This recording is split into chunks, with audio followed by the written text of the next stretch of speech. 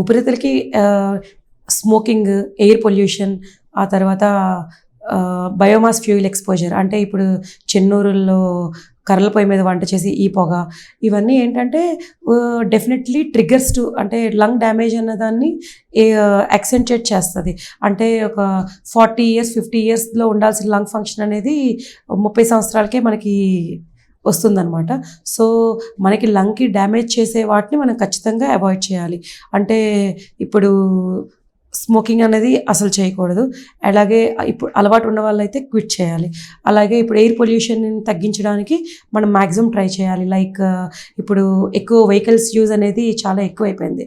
దీనివల్ల air pollution ఎక్కువ ఉంటుంది. సో ఇప్పుడు కార్ పూలింగ్ కానీ అలా పబ్లిక్ ట్రాన్స్పోర్ట్ యూజ్ చేయడం కానీ ఇలాంటివి ఏవైనా చేయడం వల్ల ఎయిర్ పొల్యూషన్ సివియరిటీని మనం తగ్గించవచ్చు. ఇప్పుడు మెట్రో సిటీలోని కన్స్ట్రక్షన్స్ ఈ యాక్టివిటీ వల్ల ఎయిర్ పొల్యూషన్ అన్నది చాలా ఎక్కువైంది. ఈవెన్చువల్గా మనం ఇప్పుడు ఈ కన్స్ట్రక్షన్ యాక్టివిటీ ఇవన్నీ ఇప్పుడు చెన్నూరులో కూడా జరుగుతున్న మూలన చెన్నూరులో కూడా ఎయిర్ పొల్యూషన్ అదే పరిస్థితికి ఒక 5 ఇయర్స్ తర్వాత వచ్చే అవకాశం ఉంటుంది. సో మన as a citizen of our country మనం పొల్యూషన్ తగ్గించడానికి మన చేతిలో ఉన్నది. అంటే పబ్లిక్ ట్రాన్స్పోర్ట్ యూజ్ చేయడం, మన vehicle uses as much as possible తగ్గించడం, స్మోకింగ్ తగ్గించడం, ఆ తర్వాత కన్స్ట్రక్షన్ యాక్టివిటీని మనం ఎటు అవాయిడ్ చేయలేము.